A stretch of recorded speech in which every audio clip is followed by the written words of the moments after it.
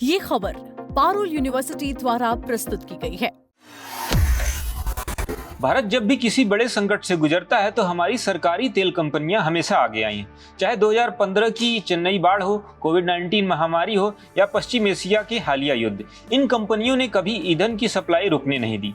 आज के इस वीडियो में हम आसान भाषा में समझेंगे कि ये सरकारी तेल कंपनियां इतनी महत्वपूर्ण क्यों हैं और भारत सरकार इन्हें निजी हाथों में देने से क्यों हिचकिचाती है।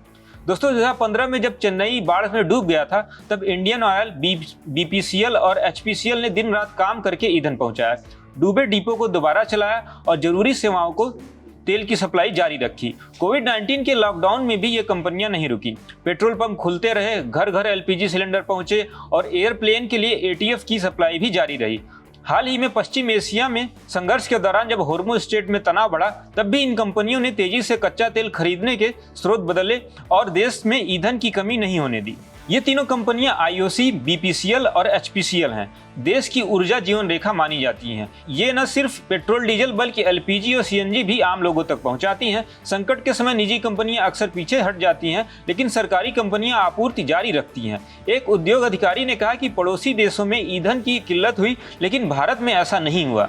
दशकों से इन कंपनियों की आलोचना होती रही है कि मुनाफा कम है और सरकार दखल देती है।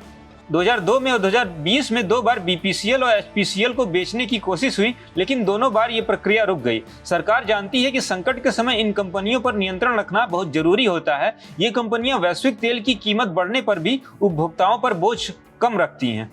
पश्चिम एशिया के युद्ध के दौरान इन 3 कंपनियों को 45,000 करोड़ रुपए का नुकसान हुआ। फिर भी उन्होंने पेट्रोल डीजल में सिर्फ 7.50 रुपए और एलपीजी में 89 रुपए तक की बढ़ोतरी की, जो दूसरे देशों की तुलना में बहुत कम है। निजी कंपनियां इस दौरान ज्यादा कीमत बढ़ा रही थी। दोस्तों, भारत जैसे बड़े देश में ईंधन जैसी जरूरी चीज की सप्लाई सरकारी नियंत्रण में रखना रणनीतिक जरूरत है। संकट के समय ये कंपनियां सिर्फ व्यापार नहीं बल्कि देश सेवा करती हैं। यही वजह है कि सरकार इनका पूरा निजीकरण करने से हिचकिचाती है। आप क्या सोचते हैं, क्या सरकारी तेल कंपनियों को निजी हाथों में देना चाहिए या नहीं? कमेंट करके जरूर बताएं। वीडियो पसंद आए तो लाइक करें, शेयर करें, चैनल को सब्सक्राइब करना न भूलें। ऐसी ही और जानकारी के लिए देखते रहें दैनिक जागरण।